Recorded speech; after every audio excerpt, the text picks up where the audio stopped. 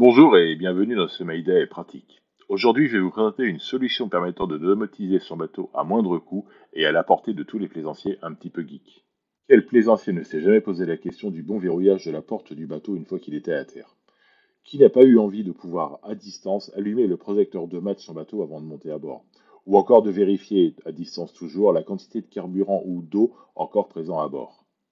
Toutes ces solutions sont disponibles dans nos maisons. Pourquoi ne pas les déployer sur nos bateaux? L'importance de choisir un cœur de système fiable et polyvalent. Il existe sur le marché deux ou trois solutions open source de gestion de la domotique qui ont le double avantage d'être vivantes et relativement pérennes. Ajoutez qu'elles acceptent le plus souvent des protocoles de communication divers, Zigbee, Z-Wave, NOCéan, Bluetooth et Wi-Fi, et peuvent en supporter d'autres dans l'avenir en ajoutant par exemple de nouveaux modules.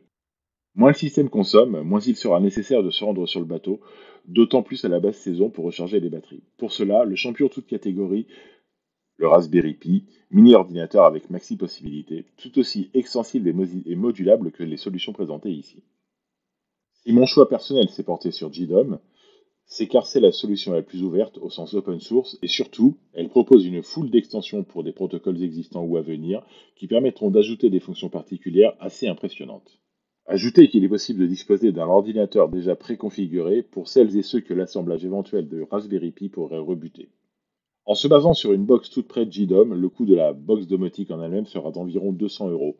Pour ce prix, vous disposerez d'un ordinateur préinstallé, de la solution de gestion de la domotique du bord et du support d'un certain nombre de protocoles.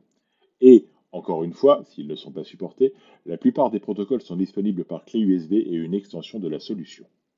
De l'intérêt de bien définir son besoin.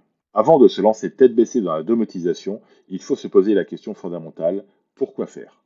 Dans l'absolu, tout peut se faire avec de la domotique, c'est bien là le souci majeur. Je vous recommande de commencer par la gestion de trois choses.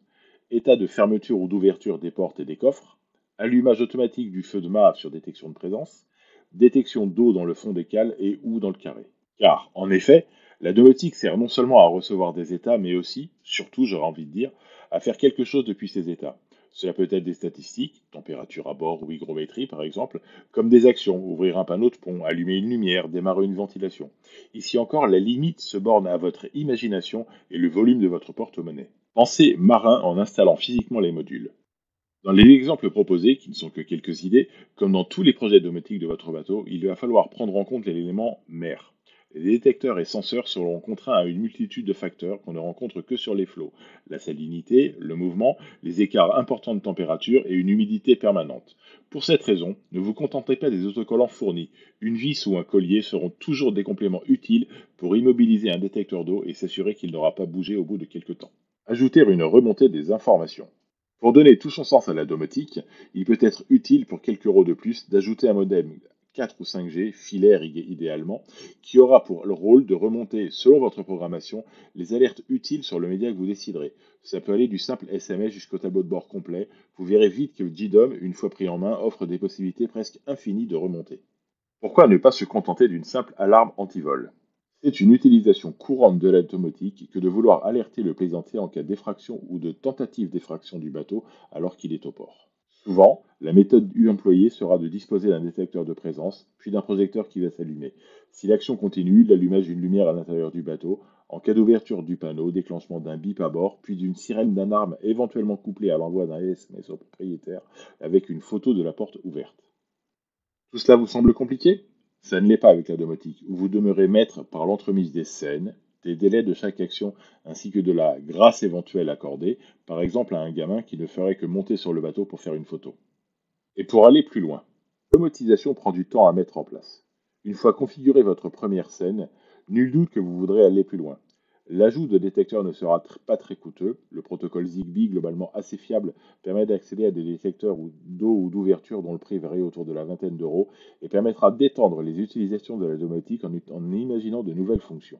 Si le bateau bouge beaucoup à cause d'un coup de vent important, envoyez l'ancre et sa chaîne par le gain d'eau électrique. En cas de présence d'eau dans le fond de cale, vous alertez et démarrez la pompe de fond. Si la batterie de servitude est trop basse et le moteur commandable à distance, démarrage de ce dernier pour produire de l'électricité.